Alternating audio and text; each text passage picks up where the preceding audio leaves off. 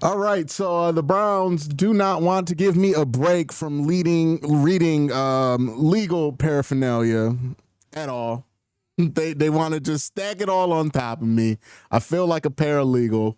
Um, and now this is where we're at. The Browns have signed somebody else who is going through their own legal issues or has gone through their own legal issues in Isaiah Bond. Now, for those of you who don't know, he was accused of sexual assault right before the draft. This led to him being undrafted. This is something that has happened in a similar vein before, right? Leo Collins was accused of killing his girlfriend before he went to the draft, and then that led to him going undrafted, and then he eventually signed with the Cowboys.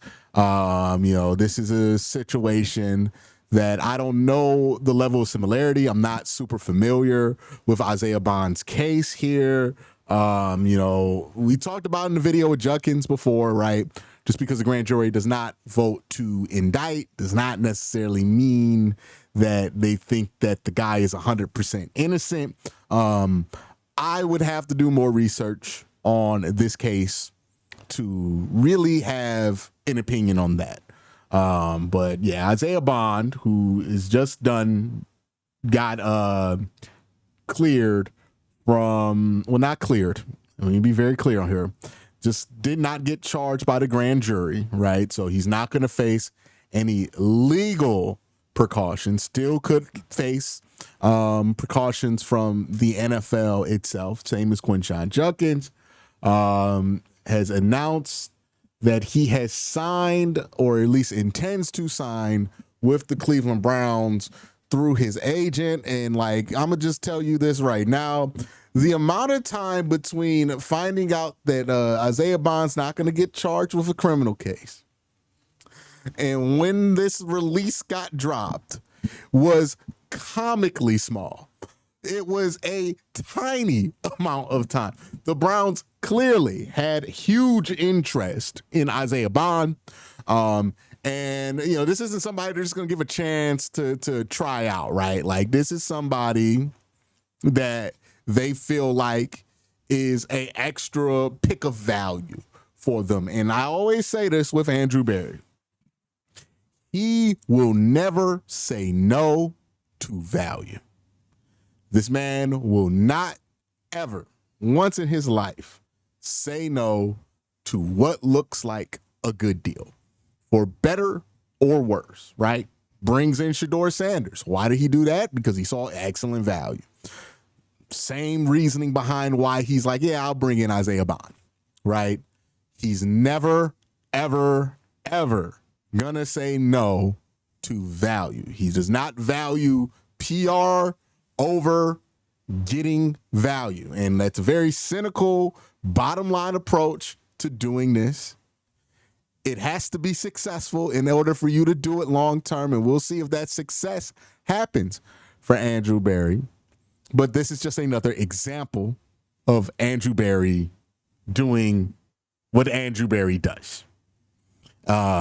So they released this announcement. Keep in mind, this is a drafted note from his agents. His agents had this looked over by. They knew the second he did not get charged that he was going to the Cleveland Browns. There's no doubt in my mind about that. I don't see how you can really doubt that that's true. I mean, they had a whole statement prepared immediately for this, right? So let's read the statement. The statement says here, first and foremost, I want to express my deepest gratitude to the Cleveland Browns for believing me and allowing me the opportunity to continue my career in the NFL. Football has been my passion since I was 6 years old. Playing at this level is a blessing I will never take for granted. I understand playing in the NFL is a privilege. I'm thankful every day to live my childhood dream. I know there have been questions and reports about the recent allegations. I'm grateful for the decision of the prosecutor and the courts not to pursue charges. I will learn from this experience as I grow in wisdom, character, and faith. On the advice of my attorney, I will not discuss the details of this case, but I want to be clear from the very beginning. I have refuted these allegations and maintain my innocence. I stand firm by that today. I want to sincerely thank the Cleveland Browns, specifically Mr. Haslam and Mr. Barry, for giving me this opportunity, my agent Damian Butler from CMV Sports for standing beside me and never wavering, working with the resolve to this matter, attorneys Toby Shook and Kirsten Moore for the relentless pursuit of the truth, my trainer Ursula Hayner, and the entire staff at a Sports Academy Frisco, my parents, Penny and Edward Bond, for their unconditional love and support. My focus is on football, learning this offense, building strong relationships with the teammates, and making significant contributions within the Cleveland community.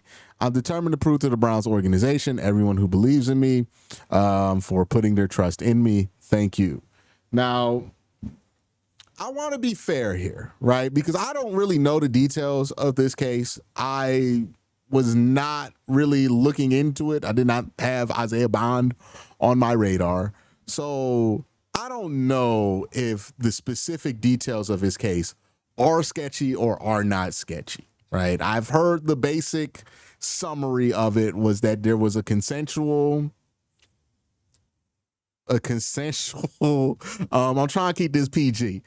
There was a consensual meeting between these two.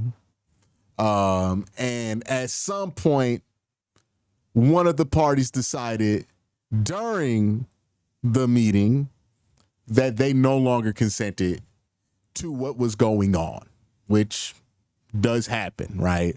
That's all I really know about this, right? I don't know why the grand jury decided not to indict. I don't know why, what's sketchy here. I'm pretty sure people are going to throw in little details here and there in the comment section, details that might not be thoroughly sourced, whatever, right? I do want to be kind of cautious of me and feeling the similarities that this has to like kind of what happened with Deshaun and the Browns, to kind of projecting that onto this situation. It might be entirely different. Like, it is entirely possible that Isaiah Bond was truly a victim in this situation and, unfairly had his career derailed by this situation. That's entirely possible. It's entirely possible that Isaiah Bond just got away with something here too. I'm not here to make that judgment right now, right? And I think that's what everybody's going to spend their time doing, going to spend their time debating, going to spend their time arguing about. Obviously, the Browns dealing with what they have to deal with. I mean, I just got done recording the video from the whole Quincy Junkins thing, right?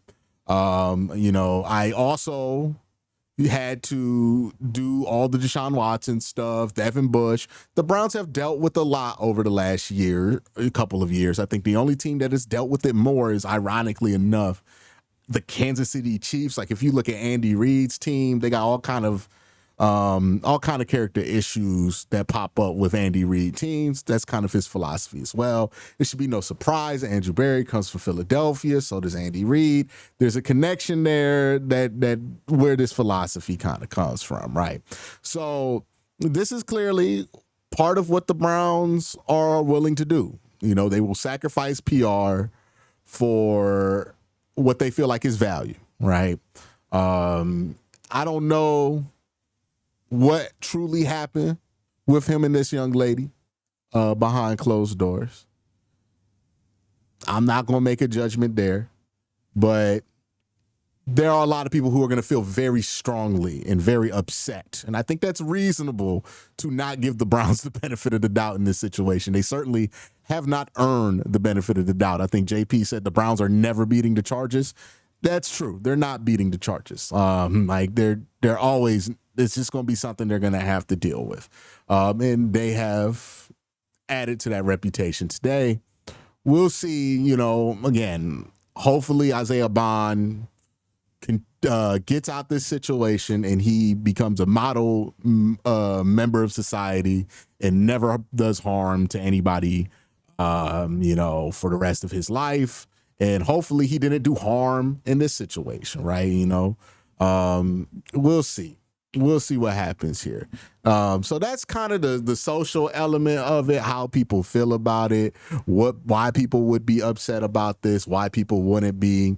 The man's coming off a sexual assault allegation. The Browns signed him immediately. The Browns are also the team that had Deshaun Watson. That's gonna cause a reaction. No matter what you think, those three details are gonna cause a reaction from anybody who knows just a little bit.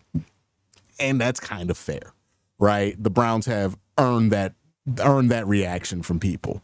Let's talk about Isaiah Bond, the prospect, right? Because clearly, with the speed in which this was done, the Browns and honestly other NFL teams thought highly of Isaiah Bond as a prospect.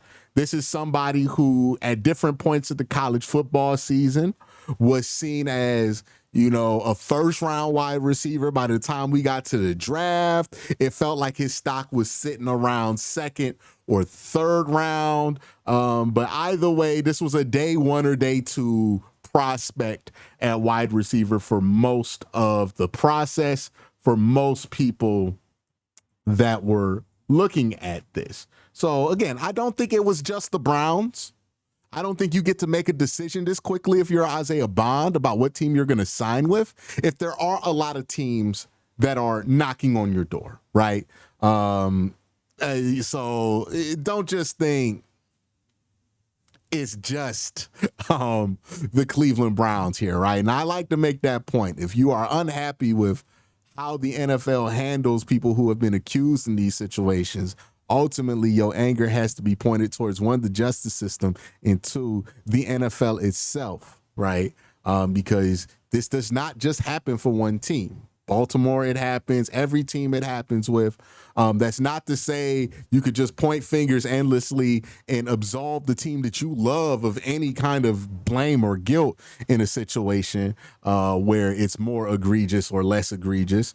But it does mean that, you got to keep your eye on the bigger picture if this is something you don't want to see more of in the NFL. If we look at Isaiah Bond, and let me go bring up his stats and his draft combine stuff. He ran 4.39 at the combine, so he's a sub 4.40 guy.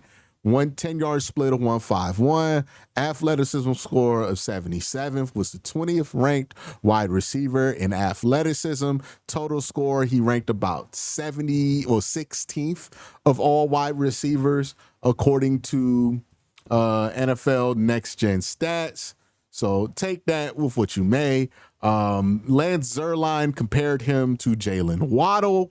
This is somebody who, again, other teams were likely very interested in him.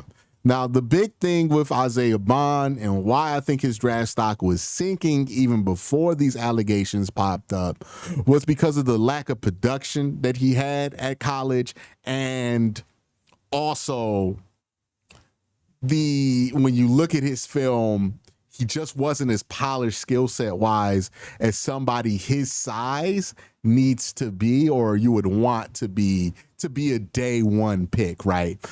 He's 5'11", 180 pounds, so he's not the biggest wide receiver in the world. He's not the cleanest route runner in the world either. His best season in college was at 2023 in Alabama, 668 yards, 4 touchdowns receiving. In his last year at Texas, he had about 540 yards, 5 touchdowns. Now, I will give him some credit here because you're going to look at that production number and you're going to say that guy was supposed to be a day 2 pick. That feels like Anthony Schwartz numbers. And it's likely the Browns probably would have took Isaiah Bond in the 3rd round at some point here.